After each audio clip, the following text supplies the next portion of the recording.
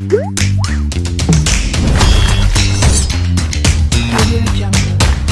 عليكم ورحمة الله وبركاته. اللهم صل وسلم وبارك على سيدنا محمد وعلى آله وصحبه أجمعين.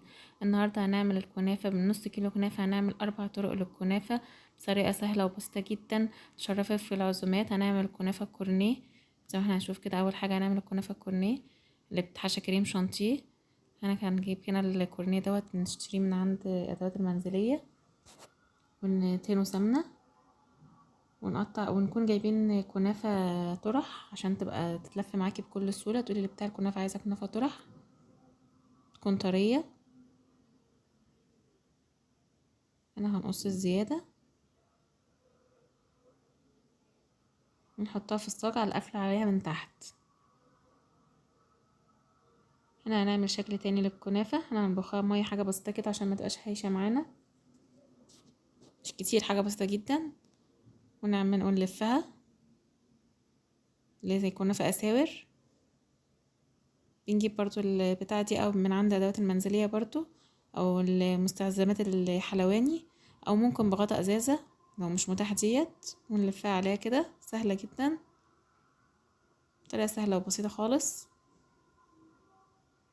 هنقص الزيادة ونحط برضو القفلة بتاعها في الجنب في الصاج برضو عشان تقفل عليها، وبنسيبها فيها ثواني كده وبعد كده بنشيلها منها، منسويهاش بيها. هنا هنعمل الكنافة الصوابع،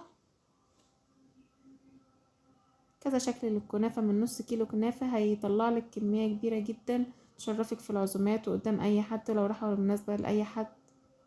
حاجة حلوة جدا وبسيطة. هنا هنقطع برضو جزء من الكنافة ونحشيه سوداني ونلفه صوابع. نبخها برضو مية بس عشان تطلع مظبوطة معانا الشكل بتاعها، ونحطها برضو في الصاج كده. هعمل واحدة تانية معاكم. متنسوش اللايك والاشتراك في القناة وتفعيل الجرس. نحط السوداني او اي حشو متاح عندك، ممكن جوز هند او زبيب، ممكن سادة، اللي بيحب يعني اللي بيحبها باي حشوة يعملها، ده براحتك. ننفع نحطها برضو في الصاج. هنعمل بقى الكنافة المبرومة. نقطع برضو جزء كده من الكنافة، ايد ثابتة وايد بتلف معانا. نثبت ايد تمسك الكنافة وايد بتلف، وبنكون محضرين صينية ومعانا اي حاجة تقيلة، ملح او قالب زبدة، وبنحطها في الصينية.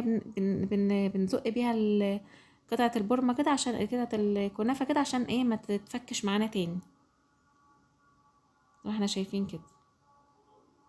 انا بقص الزيادة، سهلة جدا وبسيطة جدا، متاخدش اي وقت. بنتقل باي حاجة كده عشان تمسكها ما تفكش معانا تاني. هنا خلاص كنت خلصت كل الكمية. حطيت برضو فيها كوسين الملح شوية عما اجي اسويها عشان تفضل ماسكة نفسها. هنا دخلتها الفرن على درجة حرارة 200.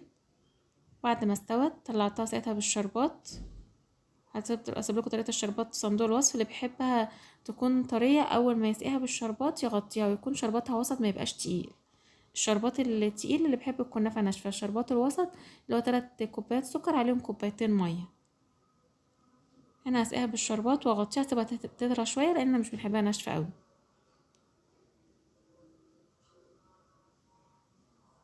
زي كده كلها بالشربات. هنا الشربات ما كانش تقيل قوي.